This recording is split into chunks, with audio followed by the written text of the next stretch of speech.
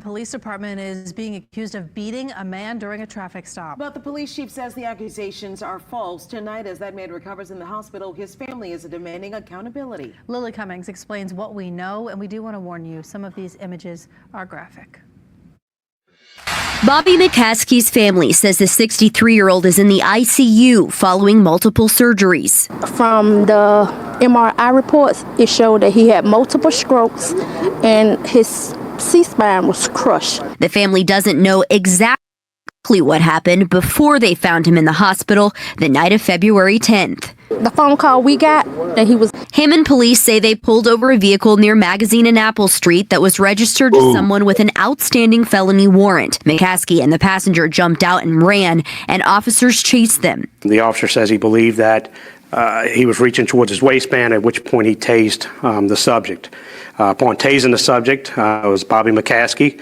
Mr. McCaskey hit the ground. Upon hitting the ground, he hit his head. Hammond Police Chief Edwin Bergeron says officers rendered aid and called an ambulance. This video shot by a witness backs up that story, but it doesn't show what led to McCaskey's injuries. Bergeron says McCaskey has a criminal record and was in the middle of selling when officers stopped the car. Although the injury is unfortunate, the false narrative that's been put out there that we had beat him or police brutality and all this other stuff, that's just not the case. If you don't run from the police, you don't commit the crimes, then you're not going to have this situation happen. The family says McCaskey's injuries are severe, leaving them skeptical. We were all relying on the body cam, the footage, to tell the story because he can't even talk. We asked the chief when the footage would be released. I'm not a believer in releasing that prior to our investigation because I don't want the investigation to be corrupted. The family says until then, they won't rest. They believe officers used excessive force. Keep posting, keep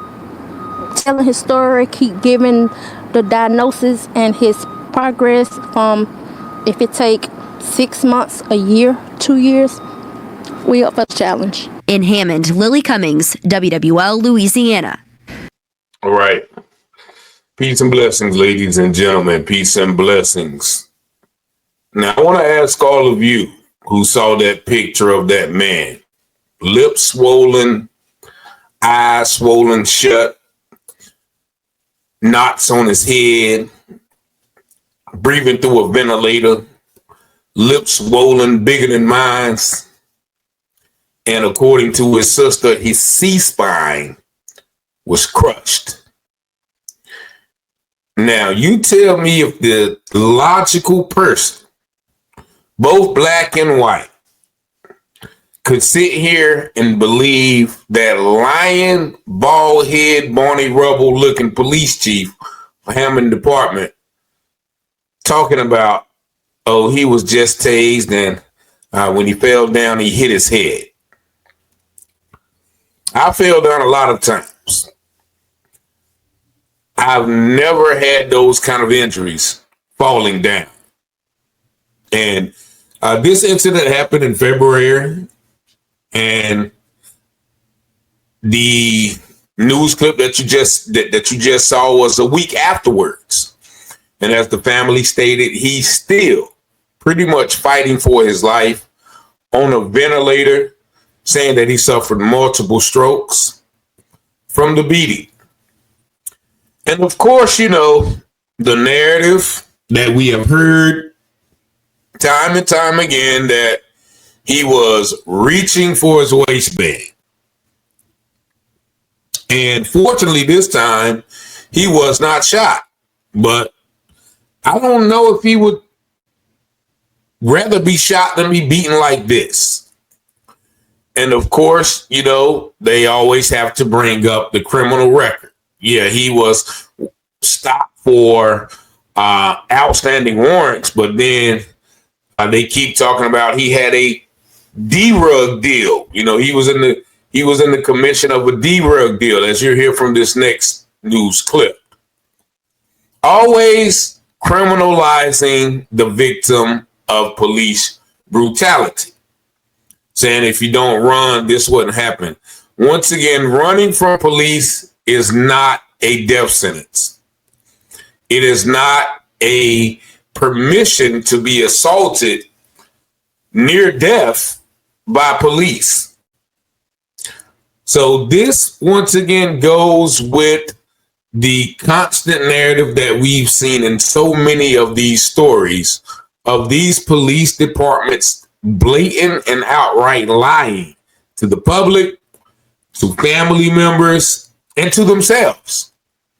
You heard the officer, the police chief say, "Nah, I'm not in the business of releasing the body cam footage because I don't want it to corrupt the investigation." How can it corrupt the investigation? Whatever's on the camera is on the camera. It is what it is, like Cameron may say. But take a listen to this next news article, which goes a little bit deeper in the police trying to once again justify and lie their way out of this situation. Remains hospitalized tonight, days after a traffic stop by Hammond police. It happened earlier this month. The suspect's family says the actions by officers were excessive and they want answers.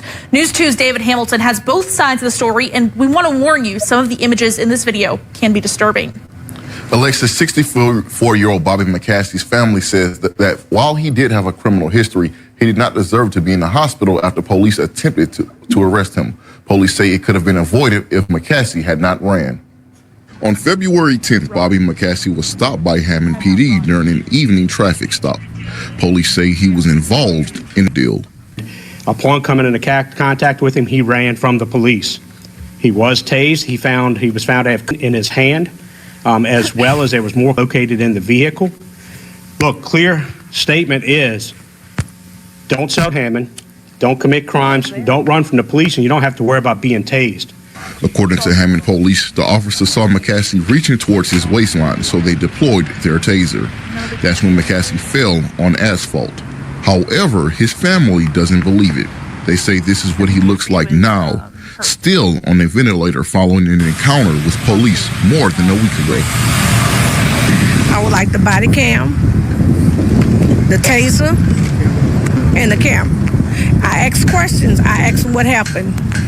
It's still under investigation. Looking at his injuries, y'all can clearly say anybody fall, you're not going to have that. He's still spitting out teeth to this day.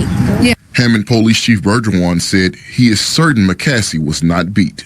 The false narrative that's being portrayed that our officers beat him, and then some of them even said that there were several white officers that beat him. Not that this matters, but it was an African-American officer. He was a single officer on scene when he made contact and tased this individual. Bergeron also says McCaskey has a lengthy criminal history and that he chose to run from police. Family members say, though, he was not a violent man and doesn't deserve to be fighting for his life. A crime or anything can justify these type of injuries or to use excessive force. Police said there was another person in the car who took off running as well. It's unclear if they were caught or identified. And just like you heard the sister say again, anybody can clearly see if you fall, you won't sustain injuries like that. Said he's still spitting out teeth to this day. And the audacity of that lying, bald-head creature to say, well, if you don't run, you know, if you don't sell drugs, then you don't have to worry about being tased. No, you should have said you don't have to worry about being beaten. And they continue with, well, it was a black officer.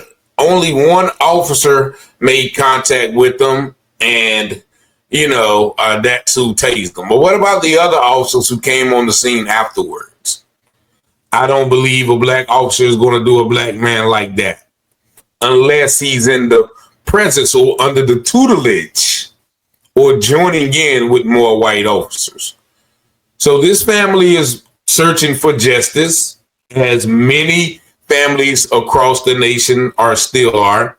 They want the body cam footage. This officer said he's not releasing the body cam footage.